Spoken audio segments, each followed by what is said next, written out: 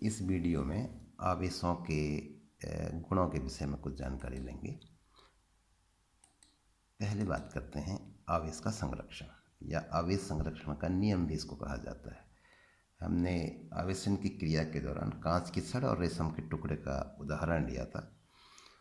शुरू में जब रगड़ने से पहले रेशम के टुकड़े पर भी आवेश की मात्रा शून्य थी और कांच की छड़ पर भी आवेश की मात्रा शून्य थी और इस तरीके से नेट आवेश जो है वो शून्य था। जब इनको आपस में रगड़ा गया कांच और रेशम को, तो इस प्रक्रिया में कांच की छड़ धन आवेशित हो जाती है और रेशम का टुकड़ा ऋण आवेशित हो जाता है। तो रगड़ने के बाद अगर हम ये कहें कि कांच की छड़ पर धन क्यू आवेश उत्पन्न हुआ, तो रेशम पर ठीक उतना ही ऋण क्यू आवेश उत्पन्न होता है। ये एक फैक्ट है। तो इस तरीके से नेट आवेश अब भी शून्य है। तो कहा जाएगा आवेशन की क्रिया में एक वस्तु पर जितना धन आवेश उत्पन्न होता है, दूसरी वस्तु पर ठीक उतना ही ऋण आवेश उत्पन्न होता है। इस प्रकार उत्पन्न नेट आवेश शून्य होता है।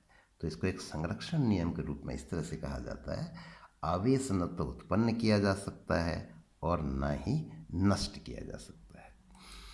एक और आवेश का एक और गुण जिसे आवेश का क्वांटीकरण कहते हैं, क्वांटाइजेशन ऑफ चार्ज, इसकी भी बात करते हैं। दो वस्तुओं के बीच जब इलेक्ट्रॉनों का आदान प्रदान होता है, आवेशन की क्रिया में यही होता है, इलेक्ट्रॉन प्रतिभाग करते हैं। तो अगर एक वस्तु से दूसरी वस्तु में इलेक्ट्रॉन जाएं, तो क्योंकि इलेक्ट्रॉन पर आवेश की मात्रा ई होती है, तो हम कहेंगे कि ई आवेश एक वस्तु से दूसरी वस्तु में चला गया। सामान्य रूप में कोई भी परमाणु या एज ए होल पूरी वस्तु की भी बात करें तो वैद्युत रूप से उदासीन होती है। तो अगर इसमें से एक इलेक्ट्रॉन इस वस्तु में चला जाए, एक वस्तु से दूसरी वस्तु में चला गया, तो अब यहाँ नेट आवेश धन बच गया। इन चार ने तो एक दूसरे को उदासीन किया, ये नेट आवेश धनात्मक बच गया। और यहाँ भी वही स्थिति थी, 5 के 5 एक दूसरे को उदासीन करेंगे, ये अतिरिक्त हो गया। तो इस तरीके से ये वस्तु पर एक इलेक्ट्रॉन के बराबर आवेश यानी कि ऋण ई आवेश उत्पन्न हो जाएगा और यहाँ एक इलेक्ट्रॉन की कमी के बराबर धन आवेश। तो इस तरीके से एक वस्तु में प्लस ई आवेश उत्पन्न होगा, दूसरे में माइनस ई। अब अगर ये कहें कि एक इलेक्ट्रॉन मान लीजिए और निकल के यहाँ से आ गया, ये वाला इलेक्ट्रॉन मान लीजिए निकल के यहाँ पे पहुँच गया, तो अब क्या हो जाएगा, यहाँ पे 2 इकाई धन आवेश अधिक बचेगा और यहाँ 2 इलेक्ट्रॉन के बराबर आवेश अतिरिक्त आ जाएगा। तो इस तरीके से इस वस्तु पर -2e आवेश हो गया, इस वस्तु पर +2e आवेश हो गया। मान लेते हैं एक और इलेक्ट्रॉन निकला यहाँ से, तो अब क्या स्थिति होगी, उसी तरह से कह सकते हैं यहाँ -3e आवेश उत्पन्न होगा, यहाँ पर +3e आवेश उत्पन्न हो जाएगा। तो आवेश जो प्राप्त हो रहा है किसी भी वस्तु को, वो इस तरह से हो रहा है, E 2e 3e या इसी तरीके से आगे को, या तो धनात्मक होगा और या फिर ऋणात्मक होगा। तो किसी भी वस्तु पर जो आवेश की मात्रा होगी वो E का पूर्ण गुणज होगी। 1.5e ये मान नहीं हो सकता है। तो इस प्रकार से अगर हम आवेश का क्वांटीकरण क्या है इस प्रक्रिया को समझें, तो इस तरह से कहा जाएगा, आवेशन की क्रिया में इलेक्ट्रॉनों का आदान प्रदान होता है। एक इलेक्ट्रॉन पर आवेश की मात्रा ई होती है, अतः आवेश की मात्रा का आदान प्रदान भी ई के ही पदों में हो सकता है। इस प्रकार किसी वस्तु में आवेश की मात्रा ई का पूर्ण गुणज ही संभव है। इस प्रक्रिया को आवेश का क्वांटीकरण कहते हैं। इस संबंध में ये भी एक महत्वपूर्ण बिंदु है कि किसी वस्तु पर आवेश की न्यूनतम मात्रा ई ही संभव है। अतः किसी वस्तु पर आवेश की मात्रा, इसको अगर मैथमेटिकल फॉर्म में कहें, क्वांटाइजेशन ऑफ चार्ज, तो इस तरह से कहा जाएगा Q = NE, जहाँ n का मान 0, 1, 2, 3 ये धनात्मक पूर्णांक है या फिर ऋणात्मक आवेश के लिए ऋणात्मक पूर्णांक होंगे। तो इस तरीके से Q = NE, जहाँ n एक धनात्मक या ऋणात्मक पूर्णांक है, तो इसे आवेश का क्वांटीकरण कहते हैं।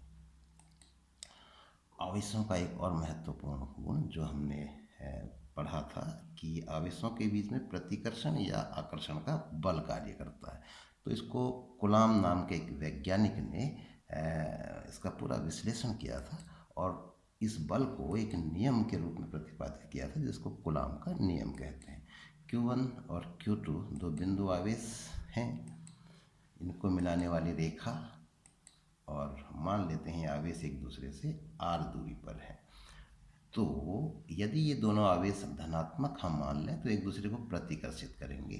तो Q1 आवेश Q2 आवेश पर एक बल लगाएगा F2, और एक के कारण है तो पीछे से एक भी लिख दिया। तो इस तरीके से F21 जो बल का एक नोटेशन बना, Q1 द्वारा Q2 पर लगाया गया बल, तो इस वेक्टर के द्वारा प्रदर्शित होगा। ठीक इसी तरीके से Q2 के द्वारा Q1 पर लगाया गया बल F12 होगा। तो कुलाम ने अपने शोध के दौरान ये पाया कि ये जो बल होता है एक आवेश द्वारा दूसरे आवेश पर लगाया गया, दिशाएं तो बाहर को है लेकिन परिमाण इनके आपस में बराबर है। तो F12 is equal to F21। तो प्रत्येक को अगर हम F कह दें तो F के संबंध में ये तथ्य निकल के आए, F आवेशों की मात्राओं के गुणनफल के समानुपाती होता है। और दूसरा तथ्य था ये बल F दोनों आवेशों के बीच की दूरी के वर्ग के व्युत्क्रमानुपाती होता है। व्युत्क्रम वर्ग नियम, यही चीज़ हमने गुरुत्वाकर्षण बल के लिए भी देखा था कि जो गुरुत्वाकर्षण बल होता है वो दो द्रव्य कणों के बीच की दूरी के वर्ग के व्युत्क्रमानुपाती होता है। तो ये दोनों बल प्रकृति में बिल्कुल एक जैसे हैं, व्युत्क्रम वर्ग नियम का पालन करते हैं। ये वैद्युत बल मूल गुण जो होता है पदार्थ का, वैद्युत आवेश, इसके कारण लग रहा है, और जबकि जो गुरुत्वाकर्षण बल था तो एक मौलिक गुण द्रव्यमान के कारण पदार्थों के बीच में उत्पन्न होता है। तो दोनों बल बिल्कुल एक जैसे हैं।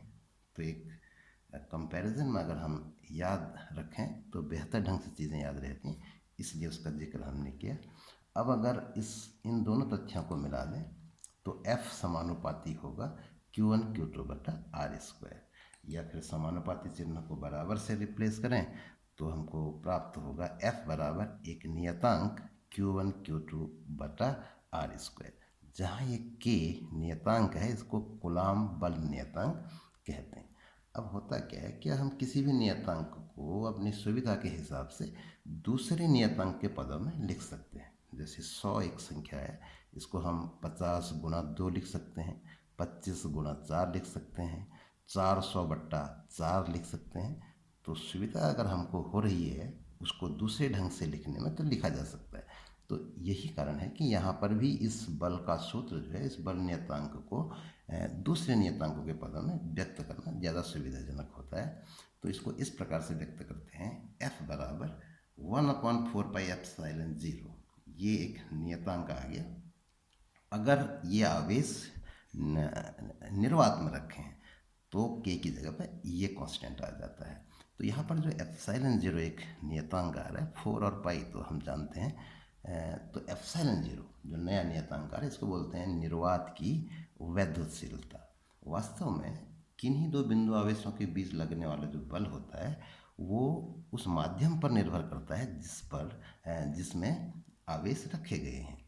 तो ये उस माध्यम के एक गुण को बताता है। ये वैद्युत बल उस माध्यम में दूसरे माध्यमों से किस प्रकार भिन्न है, तो इसलिए इसको वैद्युतशीलता कहा जाता है।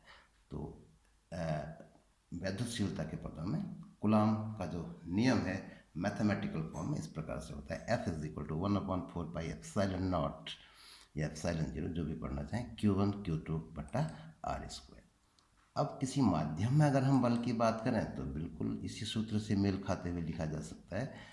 निर्वात के लिए तो ये सूत्र हो गया, तो किसी माध्यम में जो बल का मान होगा वो एप्सिलॉन नॉट की जगह पे एप्सिलॉन आ जाएगा।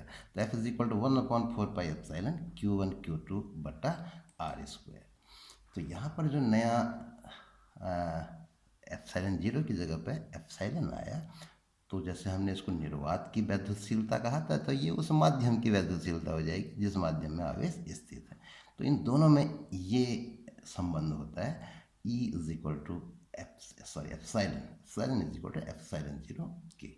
यानी कि किसी भी माध्यम की वैद्युतशीलता का अगर हम निर्वात की वैद्युतशीलता से अनुपात ले लें ई अपॉन एप्साइलन जीरो, तो वो भी एक नियतांक होता है, उसको के से दिखाया गया, तो इसको कहते हैं माध्यम का परावैद्युतांक। तो इस तरीके से एप्साइलन किसी माध्यम की वैद्युतशीलता, एप्साइलन जीरो निर्वात की वैद्युतशीलता और के उस माध्यम का परावैद्युतांक कहलाता है। निर्वात या वायु के लिए के का मान 1 होता है और धातुओं के लिए इसका मान अनंत होता है। तो अगर वायु के लिए के का मान 1 है तो हम इस सूत्र को वायु अथवा निर्वात के लिए दोनों ही स्थितियों में अप्लाई कर सकते हैं।